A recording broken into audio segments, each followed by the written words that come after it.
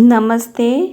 આજે હું બનાવું છું કેરીનું ખાટું અથાણું, જે આખું વરસ આપણે સ્ટોર કરી શકીએ અને કોઈ પણ બનાવી શકે એટલું સહેલું છે. તો એના માટે 2 કિલો કેરી રાજાપુરી મેં લઈ લીધી છે, જે ખૂબ જ ખટાશ હોય છે એમાં, એટલે ખાટા અથાણા માટે રાજાપુરી કેરી લીધી છે.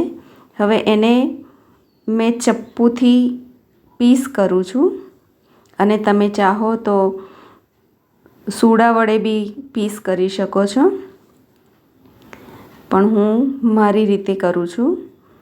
તો આ રીતે આપણને જે માપના જોઈતા હોય એ પ્રમાણે આપણે પીસ કરી લેવાના છે. નાના મોટા એ આપણી ચોઈસ છે. તો આ રીતે મેં પીસ કરી લીધા છે, બધી જ 2 કિલો કેરીના, અને એને ગોટલા અલગ કરી લીધા છે. હવે આ ટુકડાની અંદર 4 ચમચી ભરી અને હું મીઠું એડ કરું છું, અને 4 ચમચીની સામે 2 ચમચી હળદર પાવડર. હવે આ બધું જ સરસ આપણે મિક્સ કરી લેવાનું છે, અને એને 24 કલાક માટે યા તો પૂરી રાત મૂકી રાખો તો પણ ચાલે, ઢાંકી અને મૂકી દેવાનું છે. અને બીજા દિવસે દેખો ચીરિયા છે, થોડા પોચા પડી ગયા છે, અને એમાંથી પાણી રિલીઝ થઈ ગયું છે. હવે આને કોરા કરી અને આપણે કોટનના કપડામાં સૂકવી લેવાના છે. એ છાંયડામાં સૂકવવાના છે, તાપમાં સૂકવવાની જરૂર નથી. તો આ રીતે એક એક પીસને ઊભા મૂકી અને સરસ કોરા કરી અને સૂકવી લેવાના છે. તો 2 થી 3 કલાક હવામાં પણ તમે સૂકવી શકો, યા તો પંખાની નીચે પણ સૂકવી શકો છો. તો આ રીતે બધા જ પીસ મેં છૂટા કરી અને સૂકવી લીધા છે. હવે મસાલો બનાવવા માટે 2 ચમચી હળદર, 2 ચમચી હિંગ, 50 ગ્રામ રાઈના કુરિયા, 200 ગ્રામ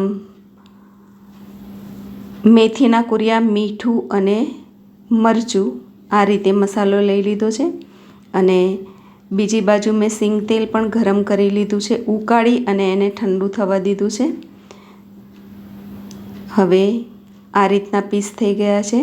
આપણે દબાઈએ તો એમાંથી પાણી ના નીકળવું જોઈએ, એટલું સુકાઈ જાય ત્યાં સુધી આપણે સૂકવવાનું છે, કેમ કે આપણે આખું વરસ સ્ટોર કરવાનું છે.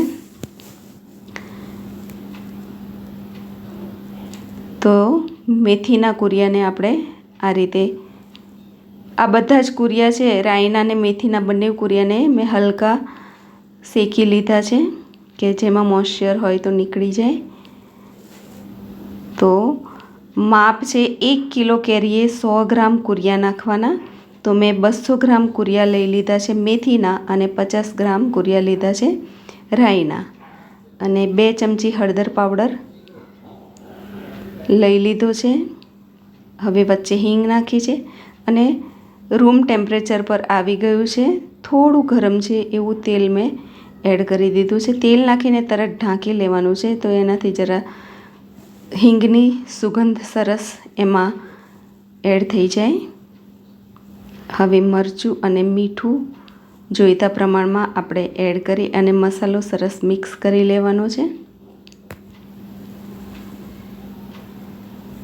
તો આ રીતે મસાલો તૈયાર છે, જે આપણે ઘરે જ બનાવીને તૈયાર કર્યો છે.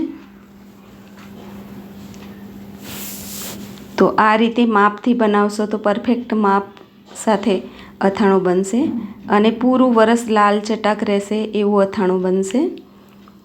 તો હવે આ જે કેરીના પીસ છે એમાં મસાલો મિક્સ કરી લઈશું. તો બધો જ મસાલો છે એને આપણે કેરીના ટુકડા સાથે મિક્સ કરી લઈશું, અને જોઈતા પ્રમાણમાં તેલ પણ એમાં એડ કરી લઈશું. અને આ રીતે 2-3 દિવસ સુધી આમ જ દિવસમાં 2-3 વાર એને હલાવવાનું છે, અને બહાર જ રહેવા દેવાનું છે. જ્યારે થોડું અથાઈ જાય ત્યારે જ આપણે બરણીમાં ભરવાનું છે. તો તમે દેખી શકો છો પરફેક્ટ માપ સાથે કાચી કેરીનું ખાટું અથાણું બની અને તૈયાર છે, જે આપણા દાદીમાં અને નાનીમાં બનાવતા હતા એ જ સ્ટાઇલથી. અને આખો વરસ આનો આનંદ આપણે માણી શકીએ છીએ. અને ખૂબ જ ટેસ્ટી બની અને અથાણું તૈયાર છે. એટલે તમે પણ આ રીતે અથાણું બનાવો અને આખું વરસ સ્ટોર કરો. Thank you.